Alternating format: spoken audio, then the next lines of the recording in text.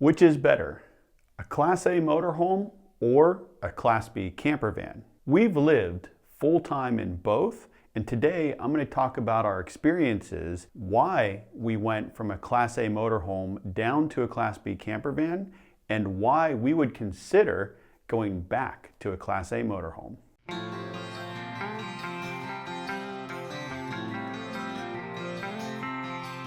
Our first motorhome was a 29-foot Class A. We lived out of that with our dogs for a year and a half, touring around the US. We've also toured a number of various Class A motorhomes, from smaller ones all the way up to multi-million-dollar luxury Class A's.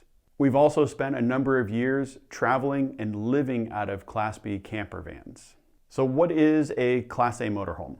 Typically, that's your big bus-style camper. These can range anywhere from about 25 feet all the way up to 45 feet, and they can be gas or diesel powered. Now, most of these are going to be built on a frame chassis.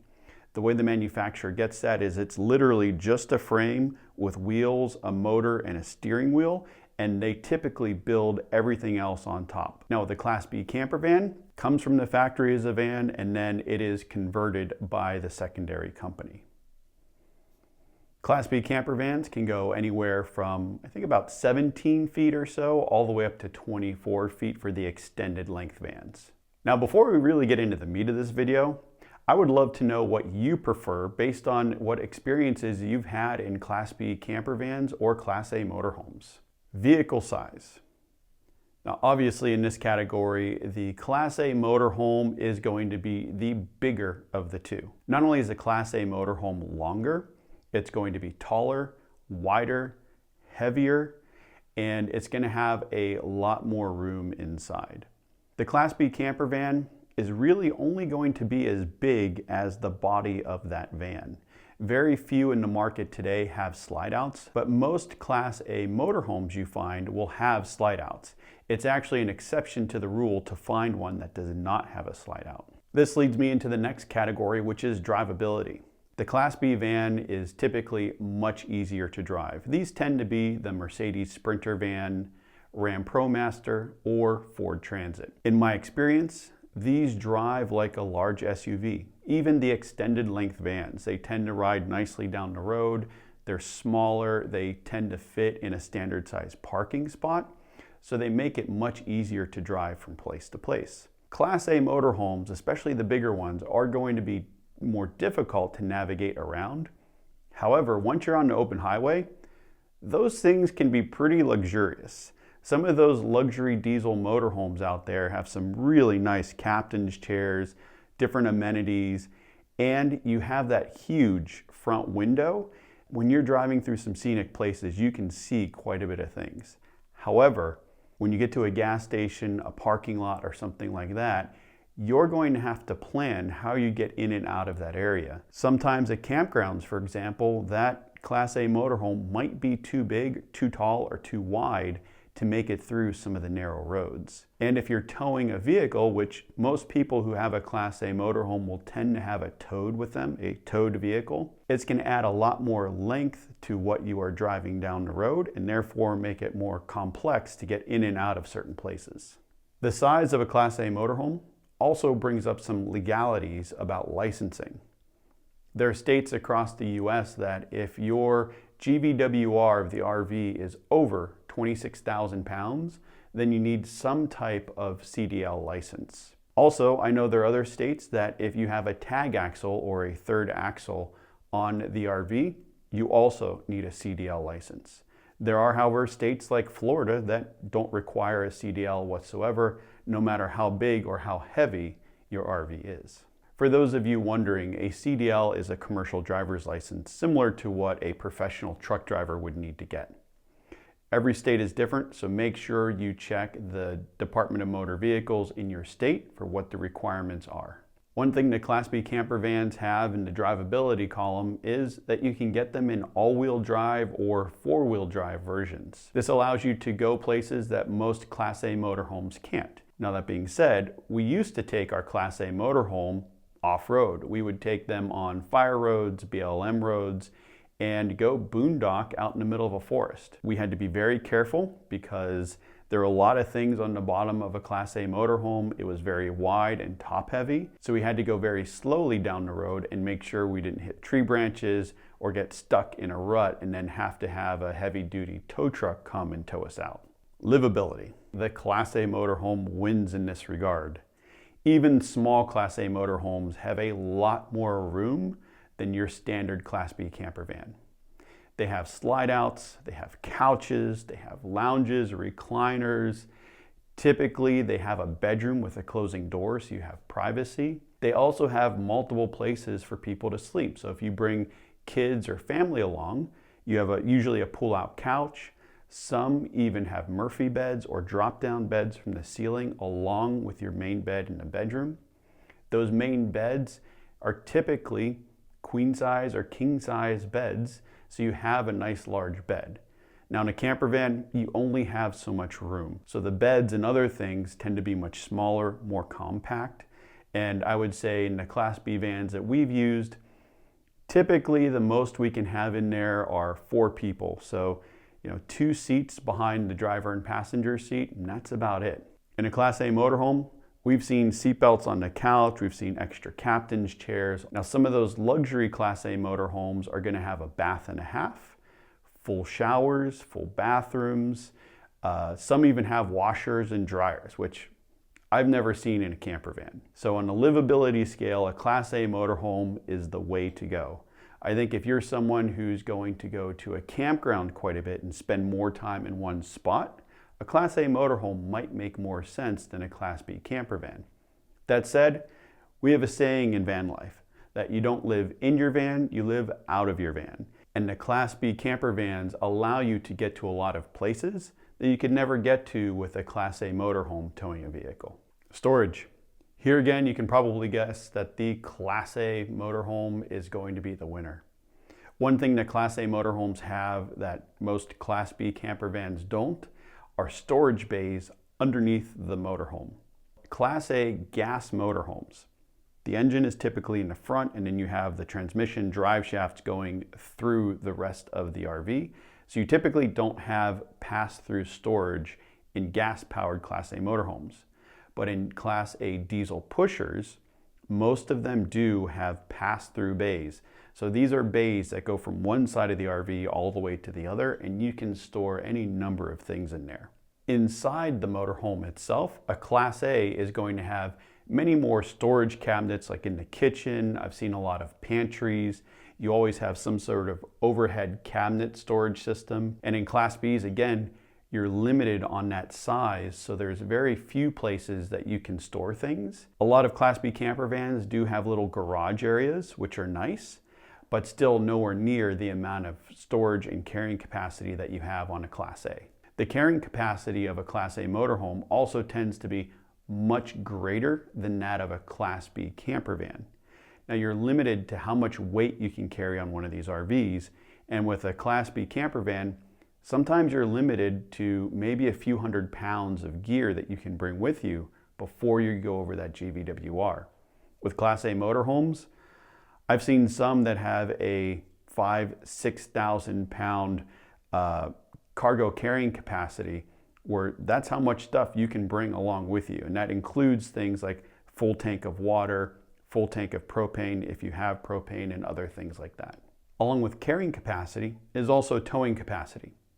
I've seen Class A motorhomes have a towing capacity of, at the low end, 5,000 pounds, all the way up to over 10,000 pounds and more with a diesel pusher. You can tow a lot more with a diesel Class A motorhome than you ever could with a Class B camper van.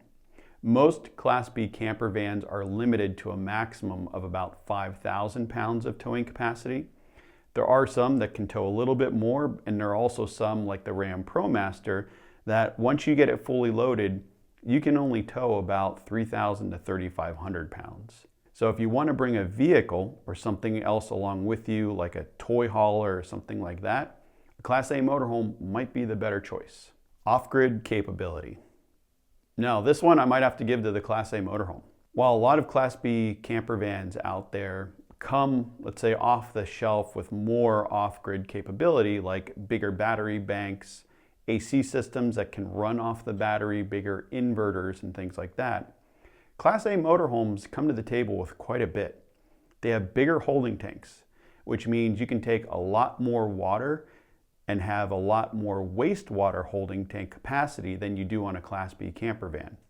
For example, our Class B camper van can hold about 22 gallons of fresh water, whereas our first Class A motorhome had 75 gallons. If you use that appropriately and ration it, you can stay out a lot longer in a Class A motorhome. While a Class A motorhome might not have the big battery bank that some Class B camper vans do, they make up for it with generators. Most Class A motorhomes will come with some type of generator so that you can stay off grid, charge your batteries, and be able to stay out longer, run the AC, and not have to worry about recharging a big battery bank. There's also a lot more room for solar with a Class A motorhome. So if you're the type of person that likes to go off grid a lot, you can take a Class A motorhome, put some bigger batteries on there, a bigger inverter, cover the roof in solar panels, and you're pretty well set. Class B camper vans in this regard are very limited to how much solar you can actually bring with you or mount on the camper itself. Full-time living. As I mentioned at the beginning of this video, we've lived full-time in a Class A motorhome as well as a Class B van. For me, this would be a toss-up between the two. There is a compromise to both. While a Class A motorhome is much more livable inside, there are far fewer places that you can take a Class A motorhome that you can take a Class B camper van. Living out of a Class B camper van means you sacrifice a lot of that room and storage and livability to be able to go many more places. So when you go off grid or you're going down that BLM road, you don't have to worry as much about the terrain, trees, and things like that. When you get to a campground, a lot of times, if they don't have a big spot for your Class A motorhome, well, you're pretty SOL. But if you're in a camper van, you can take a tent site, or you can take a parking site or park along the side of the road somewhere, because a camper van is much more agile, it's smaller, and you can pretty much fit it just about anywhere you can fit an SUV. It's also easier if you plan to spend a quick overnight at a truck stop or a rest area, because if you have a Class A motorhome towing a Jeep or another vehicle, you're going to have to end up taking up a spot that a trucker might use. And a lot of times if you pull in late, most of those spots are going to be taken up by truckers. With a Class B camper van, you can go on the car side and park in a regular parking spot, because most Class B camper vans can do that. Price. Class B camper vans typically start sub $100,000 and can go way up from there, over $250,000.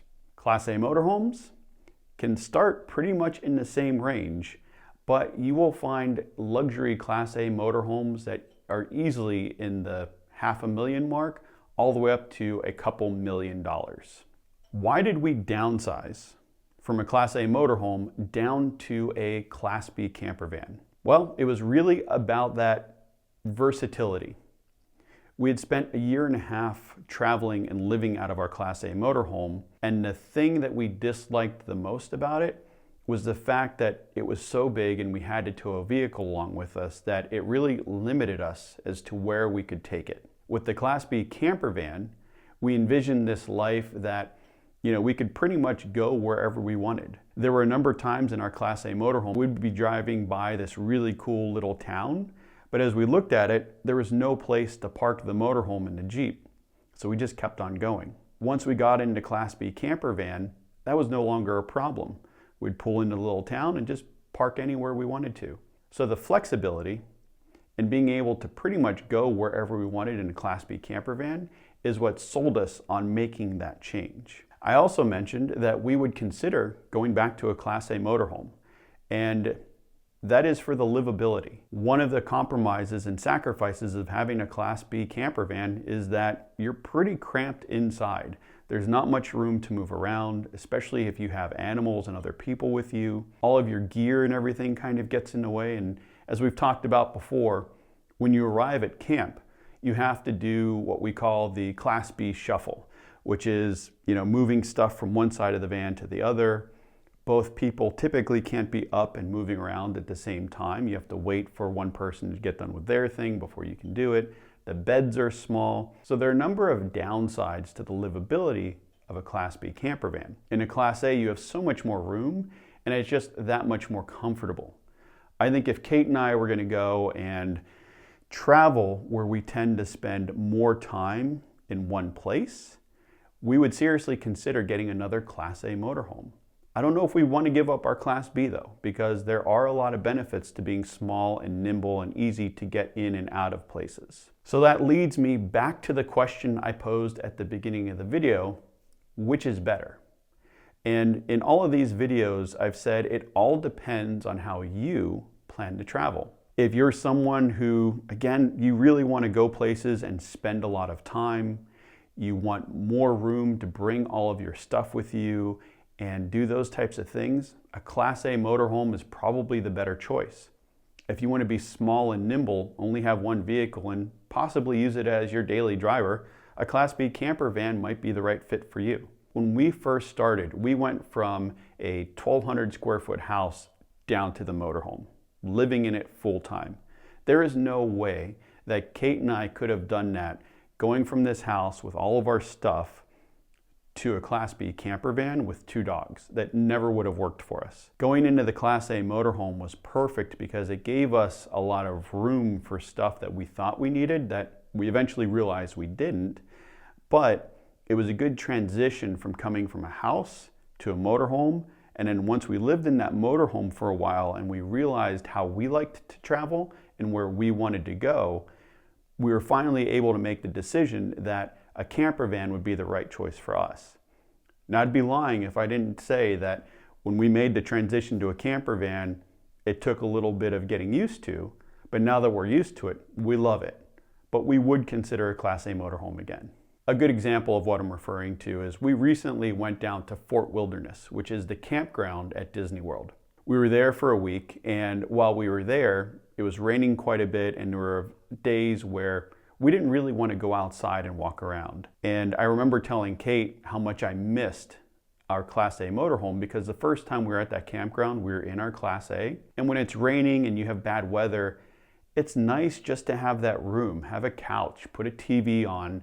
You know, one person can go lay in bed and read a book while the other one is in the living room working or watching TV or doing something. You have a full kitchen, a big fridge, and a lot more room to just move around if you need to. You don't get that in a Class B camper van, and if you're in one spot for a long time and you can't necessarily get out as much as you'd like to, it can begin to feel very cramped, especially with 2 people. Now, for those of you who would like to hop on a one-on-one call with me to discuss these things in further detail, I do offer a coaching service. I will leave a link in the description below where you can read more about it, and if you're interested, fill out that form and get in touch with me. I've also written a couple books about the RV lifestyle, Take Risks and Tales from the Open Road.